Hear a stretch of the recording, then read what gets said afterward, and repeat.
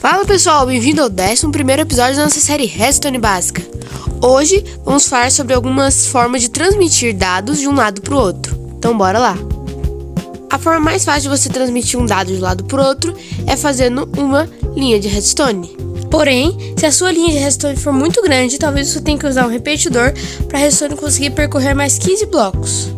Só que também dá para aproveitar isso melhor, usando não só um repetidor, mas um repetidor no meio de 2 blocos, já que quando a redstone vir aqui, ela vai percorrer o bloco e o repetidor, quando o repetidor enviar o sinal, ele vai percorrer o bloco só depois para chegar na redstone. Dessa forma, o repetidor não vai só aumentar 15 blocos da redstone, ele vai aumentar 17, porque é os 15 mais esses 2 blocos, o que pode ser bem útil.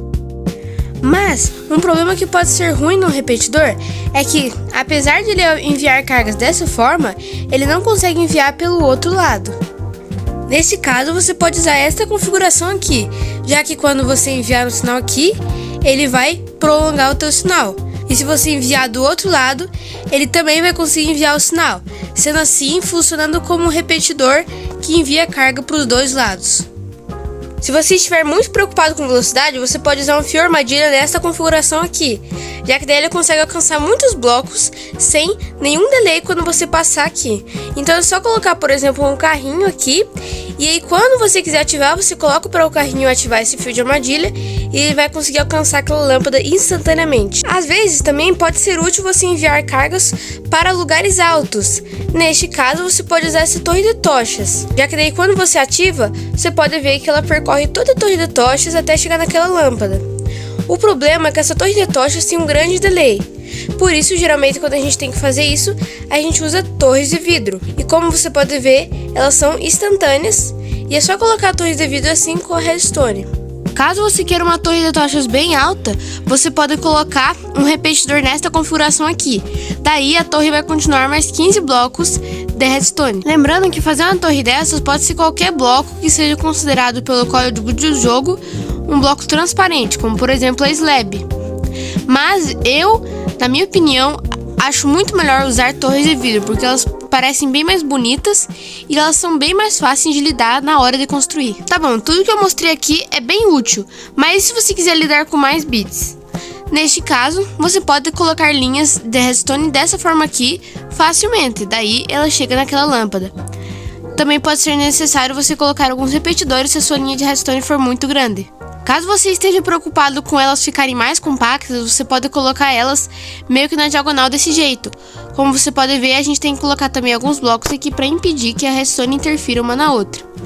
Desse jeito você consegue enviar as informações de redstone sem interferir uma na outra. Se você estiver realmente preocupado em ficar compacto, você pode usar trilhos nesta configuração aqui. Desse jeito, quando você enviar uma informação, o observador vai ver isso e vai enviar uma carga para essas lâmpadas de cobre, que são flip-flops do tipo T. Então, quando você desligar, os observadores também vão ver que você desligou. Então, eles vão desligar a lâmpada de cobre. Caso você só queira enviar uma informação por vez, como por exemplo essa alavanca ou essa alavanca, você pode usar essa configuração aqui. Basicamente, aqui a gente vai ter um codificador. Assim, o número que está aqui vai ser codificado para binário e ser enviado em apenas 3 linhas de redstone e depois colocado em um decodificador. Esse decodificador vai enviar o mesmo número que você enviou ali.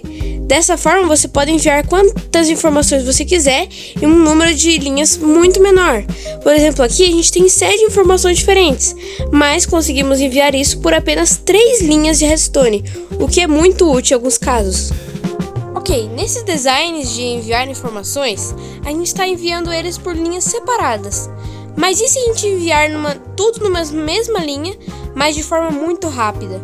E essa é a ideia da transmissão de dados de forma serial.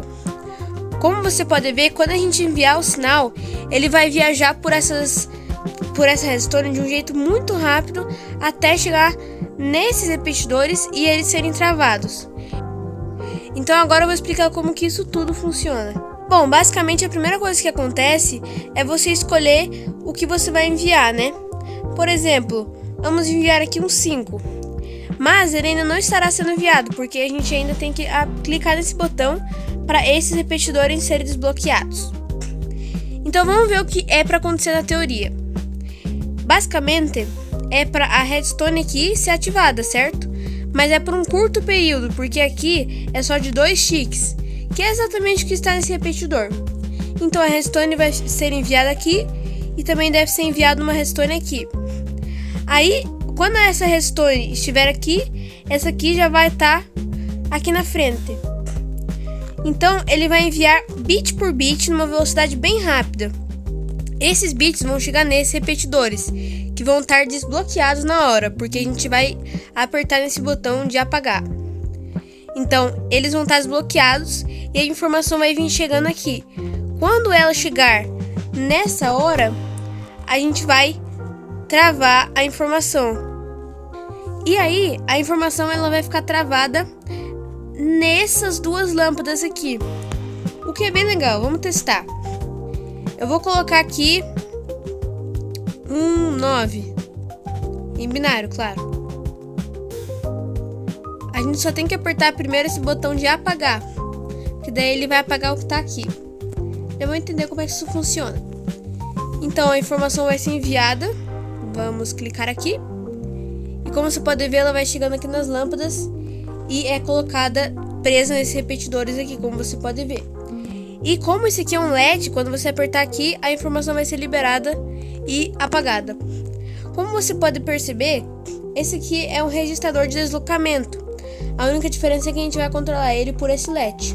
Mas como que a gente sabe a hora de que tem que travar isso aqui? Bom, como você pode ver, tem esses repetidores aqui. Basicamente, quando o primeiro bit chegar aqui, ele vai enviar uma informação para os repetidores.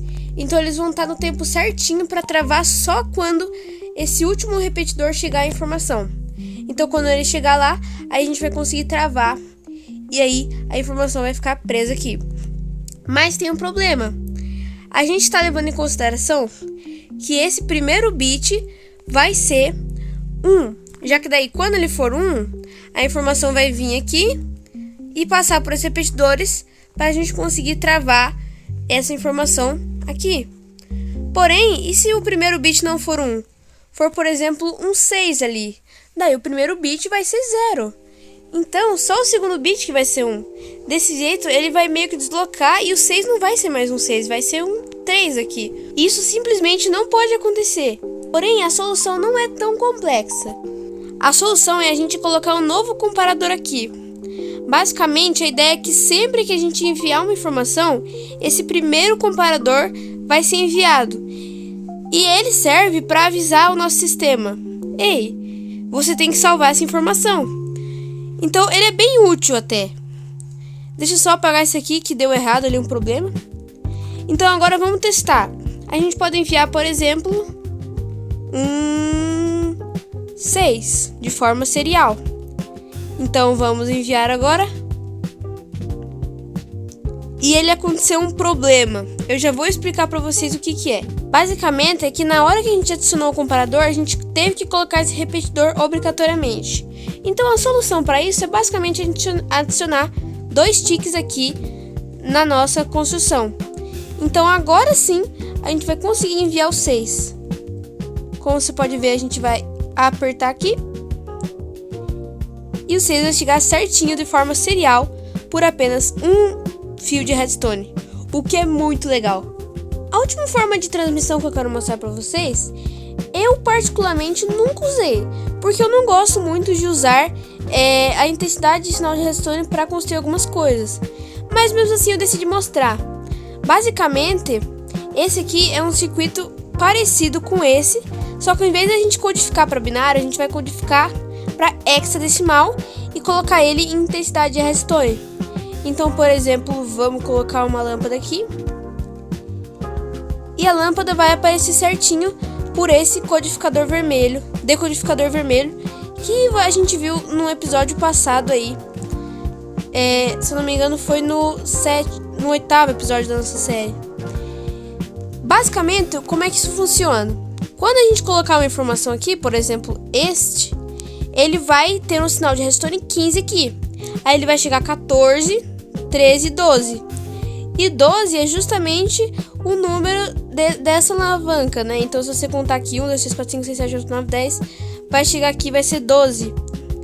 Então, o comparador, ele vai colocar esse 12 para cá. E esse aqui é uma configuração que as pessoas usam, que é meio que um repetidor para a intensidade de sinal. Basicamente, como você pode ver, a Redstone está percorrendo tudo isso. E aí, nesse último aqui, ela vai enviar um sinal 15 nesse lugar, porque é o último que tá chegando carga. Então, quando a carga chegar aqui, ela vai chegar como 15. Aí ela vai ficar 14, 13, 12. Então, ela vai voltar 12, que era o que tava lá, certinho. Aqui é o mesmo circuito, só que ele é espelhado. E aí, aqui a gente tem o decodificador vermelho que vimos no 8º episódio da série. Eu não sei explicar muito bem como esse circuito funciona, mas não se preocupe se você não entendeu, porque ele não é tão importante assim.